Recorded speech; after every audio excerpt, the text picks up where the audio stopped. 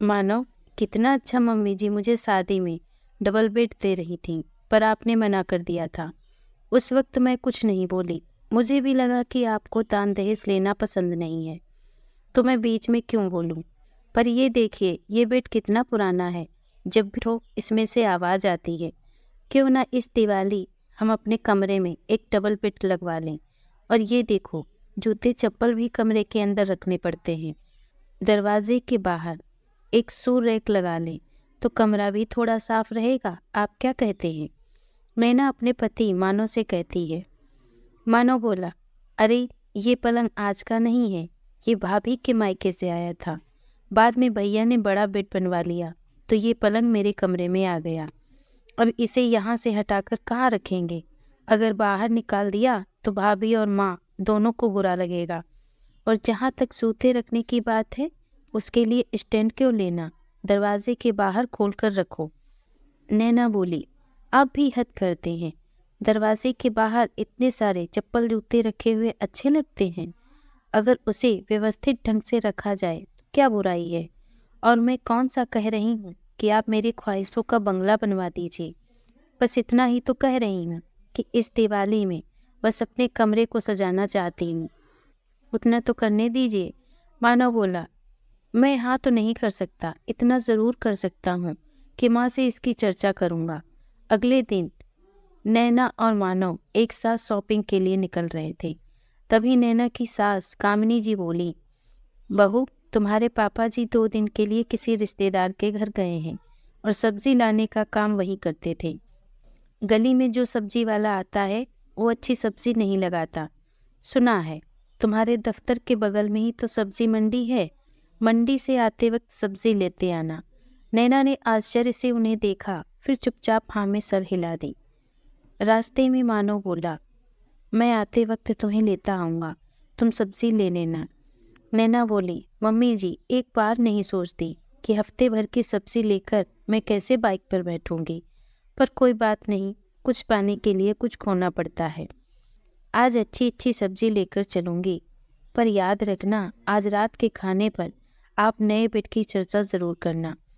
शाम में नैना ने सबकी पसंद की खूब सारी सब्जी ले ली और मुश्किल से वो बाइक पर बैठी। घर आते वक्त नैना की सारी उंगलियां लाल हो गई थीं। नैना ने मानव से कहा, मैं अकेली सब्जी नहीं खाती हूँ, थोड़ा बोझ आप भी उठा लीजिए। देखिए मेरे हाथों की हालत क्या हो गई है। मानव बोला, तुम ही तो कह रही थी कि कुछ पाने के लिए कुछ खोना पड़ता है। फिर हंसते हुए मानव ने नैना के हाथों से कुछ सब्जी ले ली और अंदर चला गया। कामिनी जी वहीं हॉल में बैठी थीं।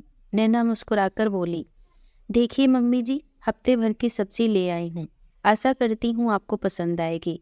कामिनी जी बोली, हाँ ठीक है बहू, तुम तो ऐसे कह रही हो जैसे ताजमहल लेकर आई हो।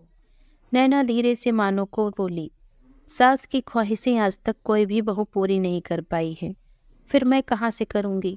इतना कहते हुए उसने सारी सब्जी रसोई में रख दी और अपने कमरे में चली गई। कपड़े बदलकर फिर थोड़ी देर बाद आराम करके नैना अपनी जेठानी कुसुम की मदद के लिए रसोई में चली गई।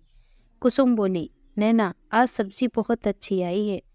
अच्छी सब्जी हो तो उसका स्वाद भी बहुत अच्छा होता है। दोनों ने मिलकर खाने की पूरी तैयारी की और सबको खाने के टेबल पर बुलाया। सब साथ में मिलकर खाना खा रहे थे। कामिनी जी बोली, मेरी बड़ी ख्वाहिश थी कि एक बड़ा डाइनिंग टेबल होगा और मेरा पूरा परिवार वहाँ इकट्ठा होगा। दोनों बहुएं खाना परोसेंगी और हम सब बैठकर खाएंगे। अब बड़ी बहू के घर से तो बहुत सामान आया, पर छोटी बहू के घर से तो कुछ आ नहीं सका। अब लगता है अपनी ख्वाहिशों का डाइनिंग टेबल देख नहीं पाऊंगी। नैना ने नाराजगी भरी नज़रों से मानव की तरफ देखा। मानव बोला, माँ, आपकी ख्वाहिश हम पूरी किए देते हैं। मैं सोच रहा था कि अपने कमरे में एक डबल बेड बनवाऊं। अब वो बहुत पुराना हो गया है, अब तो उससे आवाज़ें आने लगी हैं। बेड के साथ साथ डाइनिंग टेबल भी बनवा लेते हैं और सभी कमरों के बाहर एक जूते का रैक भी बनवा देता हूँ। पूरा बरामदा चप्पल जूतों से भरा रहता है। इतना कहते ही नैना के चेहरे पर मुस्कुराहट आई। कामिनी जी तिरछी निगाहों से बहू को देखते हुए बोली, बेटा, ये तुम्हारी ख्वाहिश है या किसी और की अधूरी ख्वाहिश है, जिसे पूरा करने के लिए तुम भूमिका बांध रहे हो।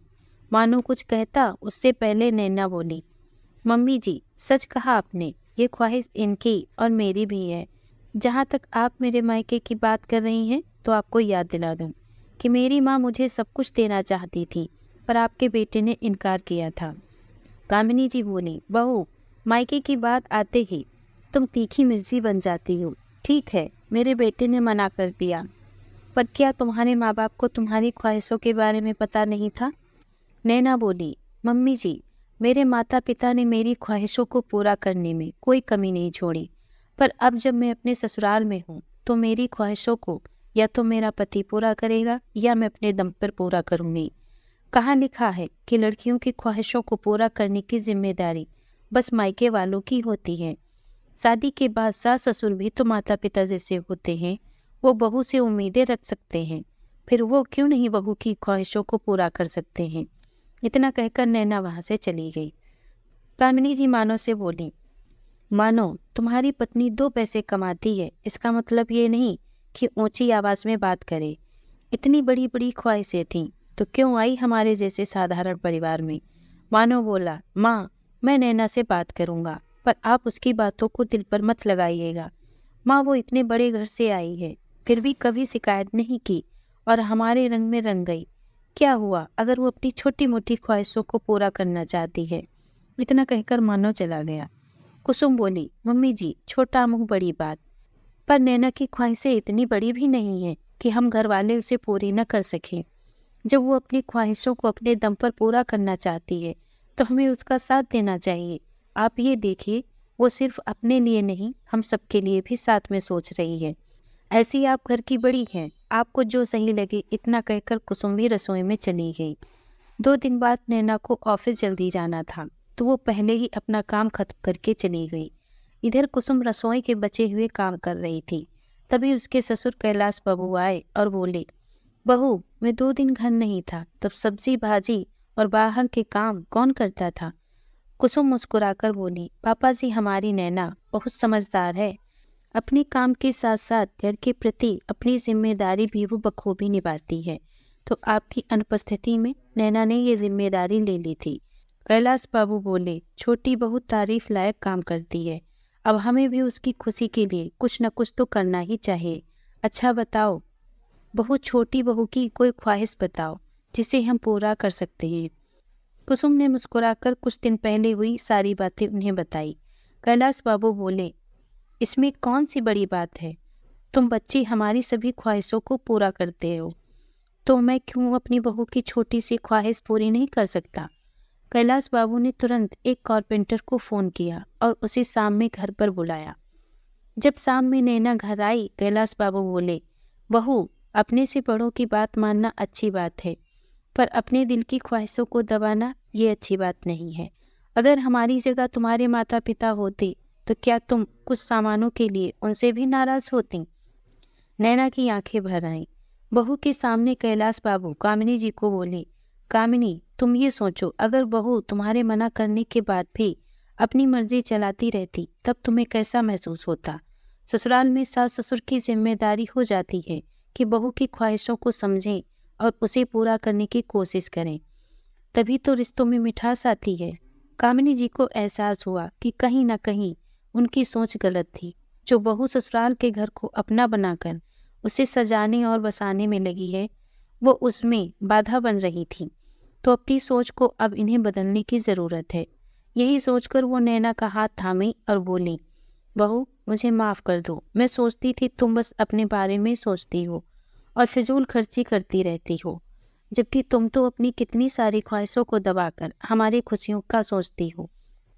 कामिनी जी बोली, मानो अब एक पलंग नहीं 2 पलंग बनवाओ। बड़ी बहू, तुम्हारे कमरे में जो पलंग है वो मेरे कमरे में डाल दो। अब किसी की जायज़ ख्वाहिशें रोकी नहीं जाएंगी। इतना कहते ही नैना और कुसुम दोनों के चेहरे पर हंसी आ गई। दोनों ने कामिनी जी को गले से लगा लिया। कैलाश बाबू बोले, देखो कामिनी, पहले तुम्हारे साथ तुम्हारे बहुएं थीं, अब लग रहा है तुम्हारी 2 बेटी हैं। ये सुनकर कामिनी जी की आंखें भर आईं और उन्हें अपनी गलती का एहसास हुआ। दोस्तों, ऐसा क्यों होता है? लड़की माँ बाप के घर में अपनी ख्वाहिशों को खुलकर कह पाती है और ससुराल में जाकर अपनी जायज़ ख्वाहिशों को भी दबा देती है।